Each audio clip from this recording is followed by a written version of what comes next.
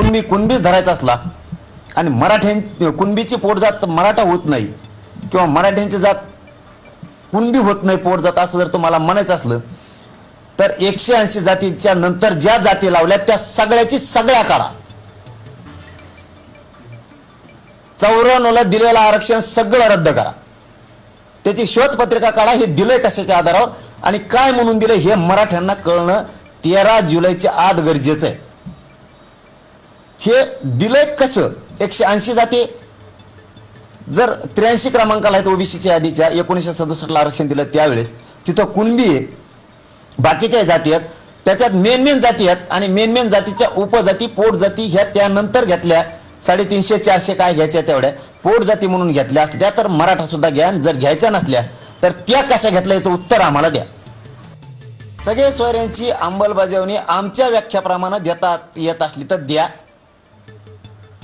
कारण त्या सगळ्या सोयऱ्याच्या अंमलबजावणीच्या गुलालाचा वाशीतला अपमान होऊ देऊ नका. जर सगळ्या सोयऱ्याच्या अंमलबजावणीची आमच्याप्रमाणे व्याख्या नाही केली तर वाशीतल्या गुलालाचा अपमान करू नका. विधानसभेला तुमच्यावर गुलाल रुसल. लक्षात ठेवा हे की गावागावासह तालुक्यासह या नोंदी आहेत हैदराबाद संस्थांच्या आणि ह्या सरकारी नोंदी आहेत.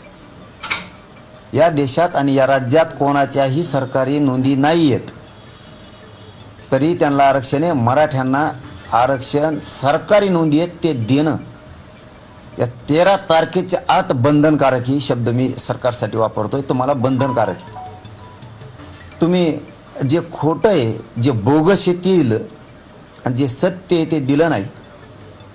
त्यामुळे तुम्हाला माझे हात जोडून विनंती या प्रेसच्या माध्यमातून आपण खूपच स्पष्टपणानं सरकार म्हणून बोलणं आता गरजेचं आहे. सरकारी नोंदी मराठवाड्यातल्या मराठ्यांच्या ते घेणं गरजेचं आहे. सातारा संस्थांच्या ज्या नोंदी आहेत त्या सरकारी आहेत त्याही घेणं गरजेचं आहे. पश्चिम महाराष्ट्रातल्या मराठ्यांना ते कामाला येते. सरकारी नोंदी ह्या मुसलमानांच्या सुद्धा निघाल्या. जर त्यांच्या मुसलमानाच्या कुणबी म्हणून नोंदी निघाल्यात, लिंगायत समाजाच्या निघाल्यात, मारवाडी समाजाच्या निघाल्यात, ब्राह्मण समाजाच्या निघाल्यात, आणखीन लोहार समाजाच्या निघाल्यात. जर यांच्या नोंदी सरकारी निघाल्यात हे शेतकरी आहेत कुणबी आहेत म्हणून तर मुस्लिमांना सुद्धा ओबीसीतूनच आरक्षण दिलं पाहिजे. त्यांच्यावर सुद्धा अन्याय नाही झाला पाहिजे.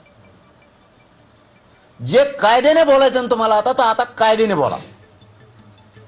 त्याच्यात पाशा पटेलांचं नाव सांगतो, त्यांची कुणबी म्हणून नोंद निघाली. एकच नाव सांगतो. जर मुस्लिमांची कुणबी सरकारी नोंद म्हणून निघाली असली तर सगळ्या मुस्लिमांना या राज्यातल्या तुम्ही कुणबी म्हणून ओबीसीत आरक्षण दिलं पाहिजे. तुम्ही कसे देत नाही तेच बघतो मी आता. Subscribe now and press the bell icon. Never miss an update.